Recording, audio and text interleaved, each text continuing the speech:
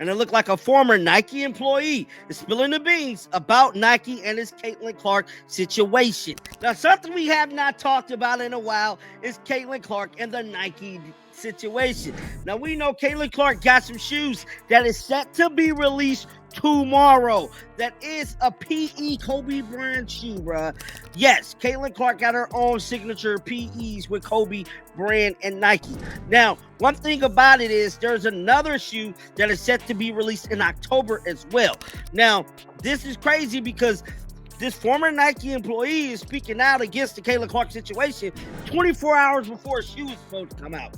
Now, we know Caitlin Clark is the biggest person Nike has signed, in my opinion, since Michael Jordan, bro. No disrespect to LeBron James. I love LeBron, but I feel like Caitlin name ring bells like MJ, bro. Why is Caitlin Clark, the most electrifying name in women's basketball, being treated as an afterthought by Nike? A former Nike insider just exposed the shocking truth about her contract and the deep concerns surrounding her marketing push. What does this mean for her future and the brand itself? Let's unpack this controversy. When it comes to this whole situation, now Nike seem like they kind of been slowing down with the Caitlin Clark department, man. They hardly talk about her. They don't tweet about her. Hell, they show more love to Asia Wilson, bro. I just gotta keep it real. I don't know what the situation is between the WNBA and Nike, but it's clear as day they have an agenda against Caitlin Clark. At this point, we all could agree that they definitely have an agenda against Caitlin Clark, bro. With all that being said, let's head on over to X to see what this former Nike employee gotta say, man, because it is very, very interesting. This thing with Nike and Caitlin Clark is not going to end well. I'm calling it right now. Just a bunch of BS.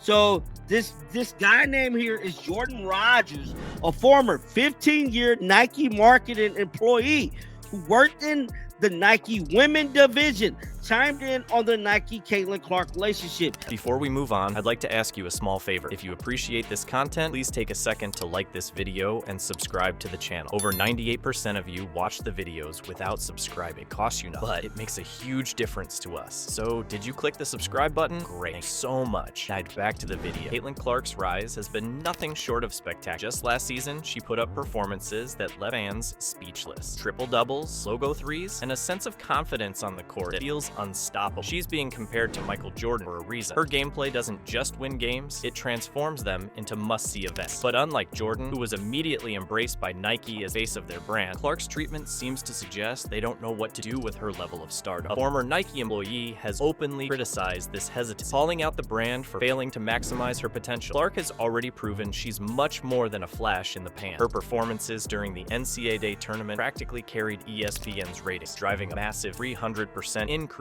in viewership for the WNBA. Her influence extends far beyond basketball too. Last year, her play directly boosted economic activity in Indianapolis, bringing noticeable attention and revenue to the city when Iowa games were in town. And let's not forget the WNBA's historic $200 million media rights deal, a deal largely built on the kind of momentum stars like Clark are creating. Now, compare this to Michael Jordan's entry into the league. Nike didn't hesitate. They immediately gave him his own signature shoe and built entire campaigns around him that not only sold products, but defined cultural moments. Clark's fan base is growing at a staggering rate, yet she's being stuck in an endorsement deal without any major marketing push to back it up. With Nike's stock prices struggling lately, many are wondering, why sit on this golden opportunity? This takes us to a deeper, more uncomfortable layer. According to that former Nike employee, there's a fear of tapping into politically divisive conversations by pushing a female athlete too hard. Is the fear of addressing gender pay gaps or disparities in sports branding holding Nike back? Fans aren't waiting for subtle answers. They're demanding action. The lack of initiative is frustrating fans, and even insiders are scratching their heads. Clark isn't just a great player. She's a symbol for the future of women's sports.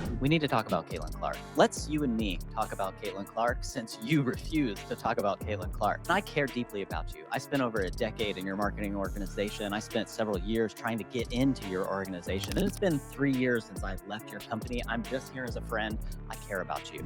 I want to show you two different charts here.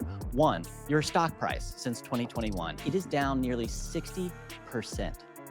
Your executives and the people who are making these decisions, Their stock options are worthless. Meanwhile, you have the single biggest needle mover in all of American sports since Michael Jordan, and you have somehow convinced yourself that you need to slow play this. Let me show you Google Trends search traffic for 4 female basketball players. There is one who only rivals Caitlin Clark, and that is Angel Reese, and you do not have her. She is over at Reebok. I am so confused as to how you would be so invested in the WNBA for several years, and you've been doing great work to try to elevate and uplift that league and many of the athletes there. But this seems like you have convinced yourself that this needs to be an either-or conversation. And we never have an either-or conversation in the men's sports. You have like 10 signature athletes. Half of them don't deserve a signature shoe.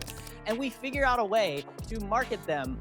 LeBron James showed up as the chosen one, and you have the chosen one. He got all of the marketing, and yet you still were able to figure out how to market Kobe as well.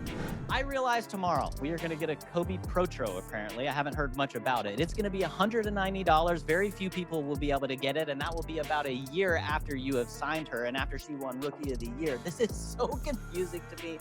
I am so perplexed. But is Nike too hesitant to acknowledge it? What's really holding Nike back from giving Caitlin Clark the spotlight she clearly deserves? Fans have been vocal, repeatedly asking the same questions online. Where's her signature shoe? Why aren't we seeing her at the center of Nike's campaign? Instead, Nike seems to be putting their energy into players like Aja Wilson, who's phenomenal in her own right, but doesn't carry the same level of hype that Clark generates. A signature shoe for Clark would be groundbreaking, not just for her, but for the visibility of women's sports. And yet, we're still waiting. This hesitation reflects a bigger issue. Let's address the elephant in the room: marketing inequalities in women's sports. Caitlin Clark signed a rookie contract worth just $76,000, a pay scale so low that it feels like a relic of a past era. Meanwhile, her Nike endorsement deal is rumored to hover around $2.8 million annually, which says a lot about her value off the court versus her value on. It's clear brands see her worth, but why are they stopping short of fully pushing her as a cultural figure? One theory suggests controversy could be to blame. If Nike goes all in on Clark, they'd also spotlight a much larger conversation about gender pay disparities and how female athletes are marketed in comparison to male stars. It's possible Nike fears backlash from parts of their audience if they move too boldly into this space, but trying to play it safe could be a bigger risk in the long run. The sports world is shifting. Fans are watching Clark and others reshape how we think about women's basketball. Nike's hesitation is starting to look less like caution and more like a disconnect with where the future is heading. Clark is more than a player. She's the heartbeat of a movement that's starting to explode. Ignoring that might not just hurt Nike's bottom line, it could tarnish their image as a brand that claims to inspire athletes everywhere. If Nike doesn't act soon, another brand might step up and claim the future of women's sports marketing. And honestly, who could blame them? Wouldn't you bet on Caitlin Clark? Caitlin Clark isn't just keeping up with expectations. She's pulling the entire WNBA into a new era. Last season alone, she generated 26.5% of the league's economic activity. Think about that. One player driving attendance, merchandise, and TV revenue while making just $76,535. Meanwhile, brands like Gatorade and State Farm are thriving with her influence. And Nike, they signed her to a massive $28 million